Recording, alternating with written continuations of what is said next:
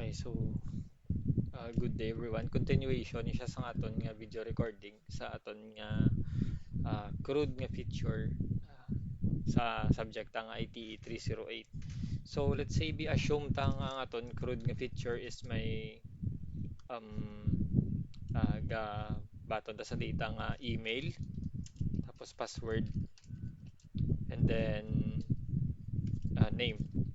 So sa name, i-rekta ko na lang siya full name sa isa ka field. But I would suggest gyapon nga gamiton yung abuka-bukaon siya. Dito siya pagtingbon sa isa lang. So aside sa ilan idugang ko na lang later um, ang system generated nga data. So amo lang gid ning raw data nga kailangan ta. So raw data ni gamiton ta. So tapos ata sa localhost server or offline nga server gagana na. And ma-proceed na kita sa setup sa aton nga MySQL database. So sa aton nga XAMPP para ma-access ta na ma-access ta ang localhost nga na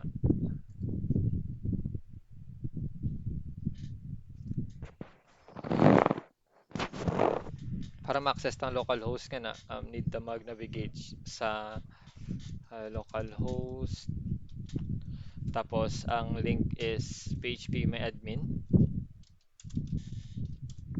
So again, base sa inyo da nga part no need na ni-type ang colon tapos 8001 rekta na lang localhost. So para ma-navigate ni go web browser navigate to localhost phpMyAdmin. So para ma-execute tani siyang ang MySQL database. So ari naton nga MySQL database. So tanan-tanan di nga lang kalista is ang mo ng database ta. So dira ta na i-store tanan-tanan nga dira ta na i-plastaron bali under sa sulod sa isa under sa isa ka database damo siya table depende sa design ng obrahon nyo. So kung i-check ta na damo-damo na di sila tables and so on. So two ways to implement create database nga feature. Pwede ka click lang di sa new but I would suggest nga para mas mag-improve pagid uh, hasaon nyo gid ang mag-create SQL statements. So, to create database, then database name.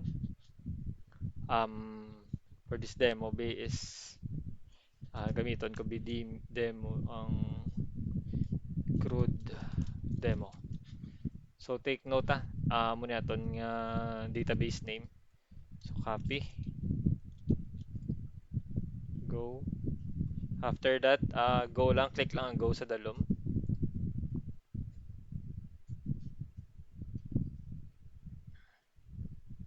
So, ari na di siya. Since damo ko sang may previous ko nga ginaubra nga may previous ko nga ginaubra nga other database sa iban nga subject or let's say sa inyo niyata amo ni sa face to face nyo which is ka-start siya sa db underscore so na-detect niya as though same sila format but hindi na sila the same nga sistema so hindi na siya nga system nag same lang ang format ay nakasanayan lang. So, are naton database. So, take note nyo. Go to SQL pane.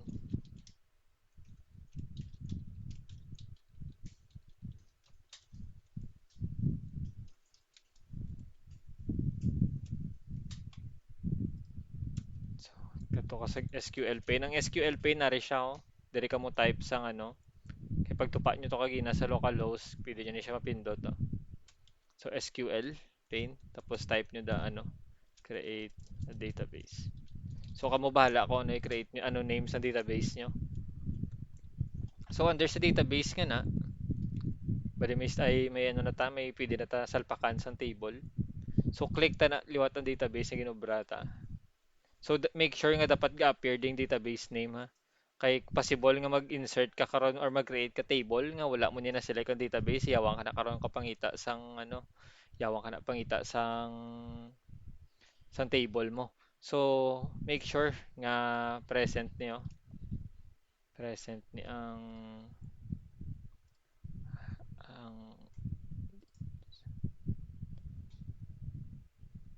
so present ni dapat to.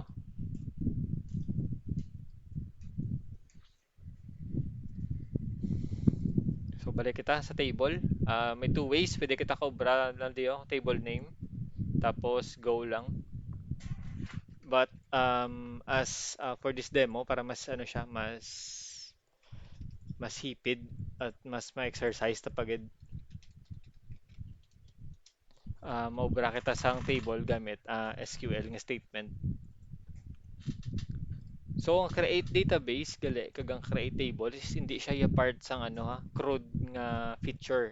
More on ano siya ya, database setup siya for database administrator ni siya nga mga role. So create table, ang table tabi is table users. Tapos brackets, hindi brackets, parenthesis. So create table, table users, TBL users. So ang una ta nga column is ID. Ano gina ang ID nga ni is na-explain na ni siya during database yung subject, which is kabalo na kamo na di sang purpose niya. Ang attribute niya is int, auto increment, and then primary key ni. So ang next nga field is since ang aton di nga guideline is may email, password kag full name. So email, ang email naman is varchar 255. Tapos ang password varchar 255. And then full name varchar. Again sa full name, dapat ano ni siya dani, nakabuka but sa demo nga ni itingbon ko lang siya. And then maobra ko di sang another mo siyang date registered registration. So int lang ang value niya. So may duwa kita ka ano, duwa kita ka system generated nga data later. Kada every time may magbag-o nga uh, may bag-o nga magpa-register ang ID gadugang lang. Ang date registered is real time. Ang email is supposedly unique ni dapat. Ang password okay lang na. And ang keynotes today sa password is readable lang siya danay, hindi ta na siya pagbutang, hindi ta na siya pagdugangan sang hashing apart. And then sa full name, ano lang, do identifier ta lang ni siya later. So, create a table. So, amo na siya ton nga no, amo na to aton nga code. Once i-click ko na ang go, makreate na siya sang table. So, dagangan ko di sang tapos select database, go to S.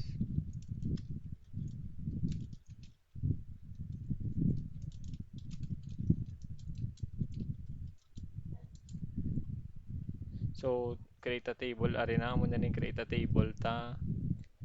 Click ko ng go.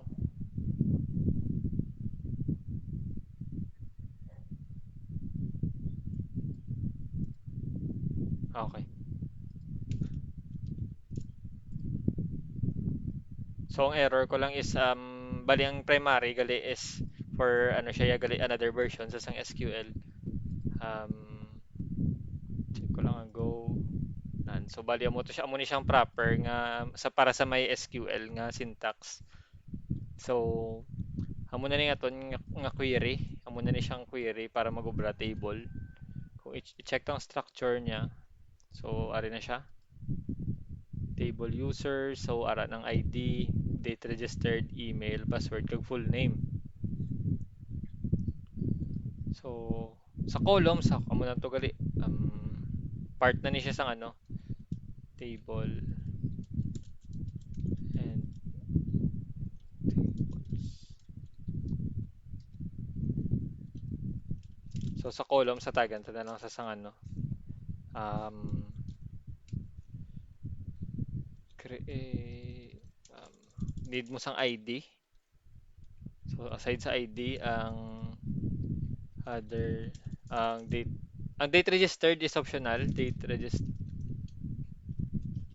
optional ni siya. Depende kung gusto mo siya i-apply na sa imo.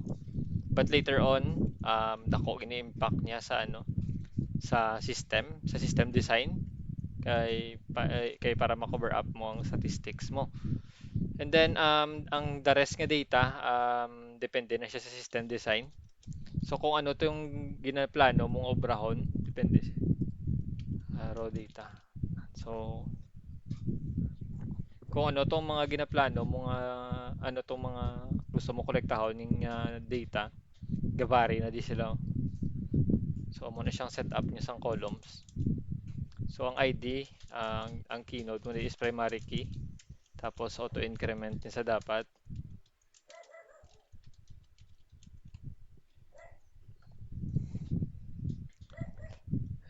And I guess amo nang setup ta para sa database. So checklist ta okay nang aton localhost, okay nang MySQL database ta. Ang next um, will be connection file which is itakol ko siya sa next nga video. See you. That's all. Thank you.